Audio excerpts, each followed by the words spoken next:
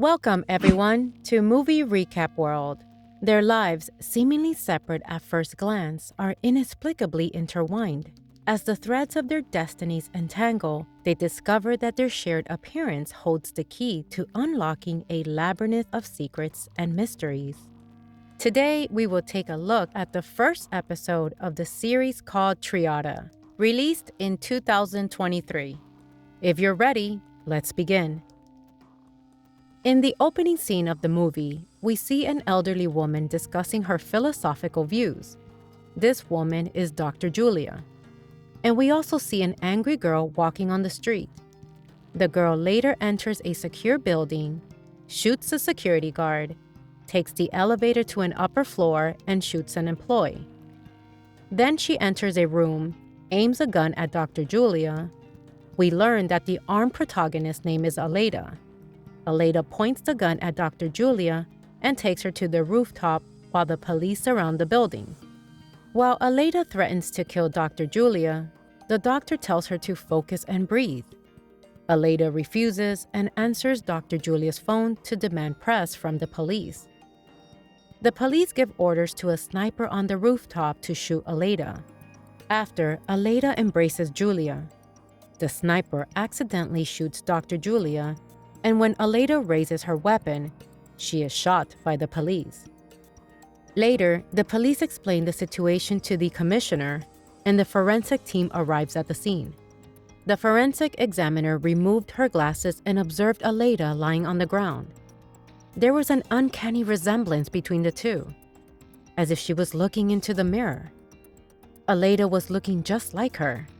Startled, Aleda suddenly awakened from her slumber and uttered Rebecca's name, bewildered by how she knew her name. Aleda reached out for help, seeking clarity in the midst of confusion. Their encounter left both the examiner and Aleda with unanswered questions. How could Aleda address the examiner as Rebecca?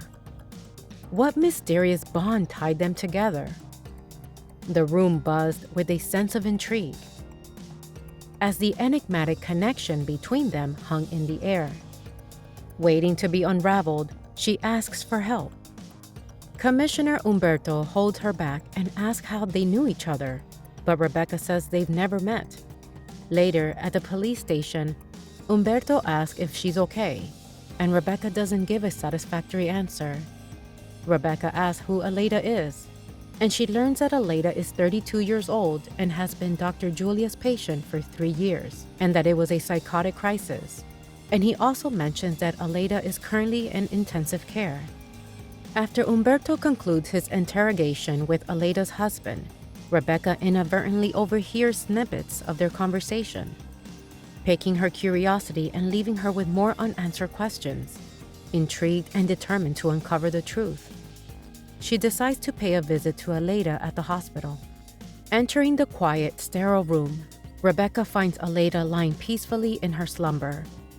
Drawn to her enigmatic presence, Rebecca starts conversing with her, almost as if expecting a response from the unconscious woman.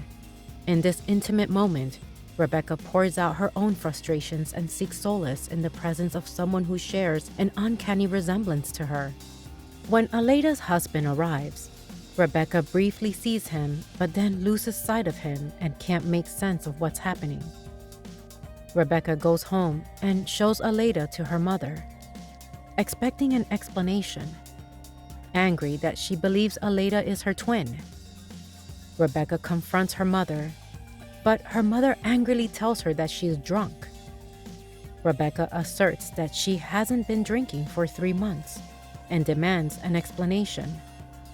But her mother remains silent and insults her. Rebecca goes out, buys a bottle of whiskey, and enters her house.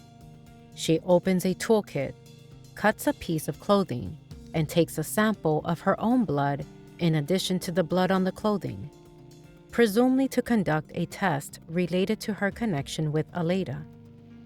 Later, while watching the news with her mother, Rebecca sees what has happened and learns that her mother took her from someone else in the past.